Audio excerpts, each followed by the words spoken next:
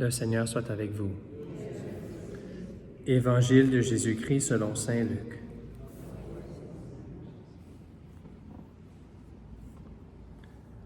En ce temps-là, Jésus disait, « Quel malheur pour vous, parce que vous bâtissez les tombeaux des prophètes, alors que vos pères les ont tués. Ainsi, vous témoignez que vous approuvez les actes de vos pères, puisque eux-mêmes ont tué les prophètes, et vous bâtissez leurs tombeaux. C'est pourquoi la sagesse de Dieu elle-même a dit, « Je leur enverrai des prophètes et des apôtres. Parmi eux, ils en tueront et en persécuteront. Ainsi, cette génération devra rendre compte du sang de tous les prophètes qui a été versé depuis la fondation du monde, depuis le sang d'Abel jusqu'au sang de Zacharie, qui a péri entre l'autel et le sanctuaire. Oui, je vous le déclare, on en demandera compte à cette génération. Quel malheur pour vous, docteurs de la loi, parce que vous avez enlevé la clé de la connaissance. Vous-même n'êtes pas entrés, et ceux qui voulaient entrer, vous les en avez empêchés. » Quand Jésus fut sorti de la maison, les scribes et les pharisiens commencèrent à s'acharner contre lui et à le harceler de questions. Ils lui tendaient des pièges pour traquer la moindre de ses paroles. Acclamons la parole de Dieu.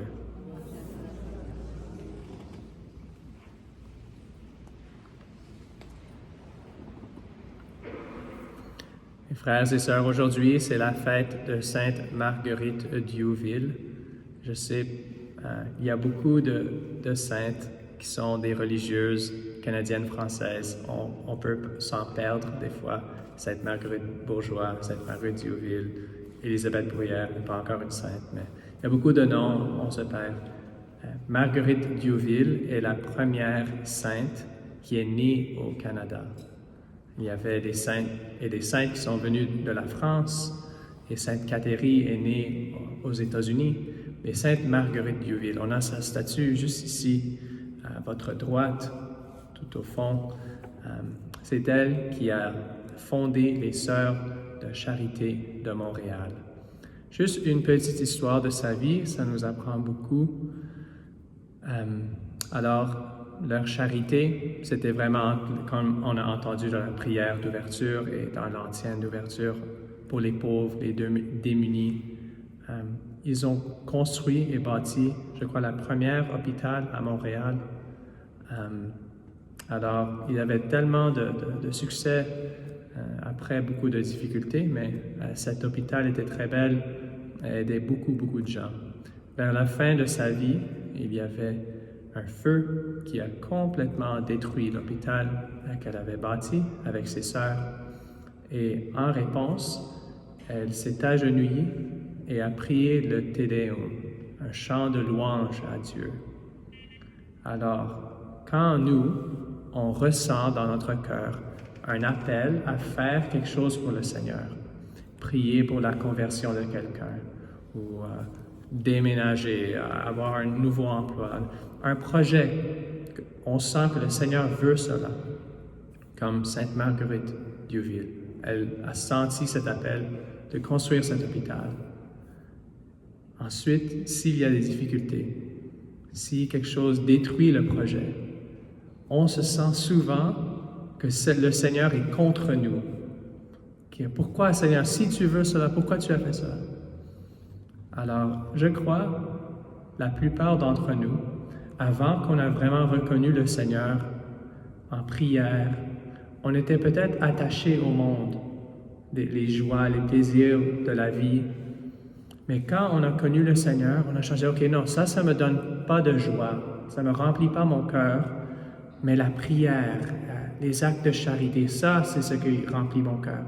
Mais, alors, la première étape, c'est peut-être s'attacher au monde. La deuxième étape, on s'attache aux bonnes choses, la prière, aux actes de charité. Mais le Seigneur nous appelle à la troisième et la plus haute, c'est de s'attacher complètement à lui, seul. Même pas les choses qu'il nous donne de faire. On ne devrait pas s'attacher à ça.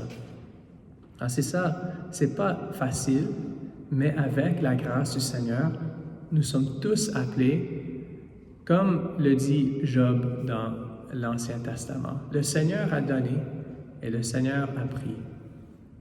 Béni soit le nom du Seigneur. Alors tous nos projets qu'on a encore maintenant, aujourd'hui, on veut quelque chose, on sent que le Seigneur veut quelque chose. Si on l'abandonne dans ses bras, c'est toi, Seigneur, qui voulais cet hôpital, alors si tu le brûles, ça ne me dérange pas. Toi, tu peux en rebâtir rapidement, comme tu veux. Tu peux faire n'importe quoi que tu veux. Ça, c'est l'attitude de quelqu'un avec l'abandon et un attachement seulement au Seigneur. Alors, on peut demander aujourd'hui à cette sainte héroïque de notre pays qui a pu s'abandonner et ses projets, ses œuvres dans les bras du Seigneur et voir la main de Dieu. Ça, c'est ça qui donne la liberté. Si on est attaché même à des bonnes choses, on a toujours peur que ça ne va pas fonctionner, que quelqu'un va prendre les fruits de notre travail, que les autres ne vont pas s'en apercevoir, toutes ces choses comme ça. Même les bons chrétiens qui prient, qui font beaucoup de bonnes choses, ont souvent peur de perdre et il y a toujours une anxiété. Mais si on dit au Seigneur, OK, je mets mes projets que toi tu me donnes dans tes bras, tu peux le faire que ça produit des fruits ou non, ça ne me dérange pas. Moi, je veux seulement te plaire. Ah, ça, c'est d'où on reçoit cette liberté intérieure. Moi, ça ne me dérange pas, Seigneur, si mon homélie aujourd'hui, personne ne l'aime. Parce que c'est ça que j'ai ressenti en prière que je vais dire, et c'est toi qui vas faire les fruits. Ah, ça, c'est une liberté. Quand on retourne chez nous, je fais de mon mieux, et le reste, je mets dans tes bras, Seigneur. Ça, c'est la leçon de Sainte Marguerite Diouville aujourd'hui. Demandons au Seigneur pour cette grâce d'un détachement, même aux bonnes choses de la vie chrétienne, mais un attachement seulement à lui, à sa volonté, et c'est là qu'on va ressentir une liberté intérieure. Amen.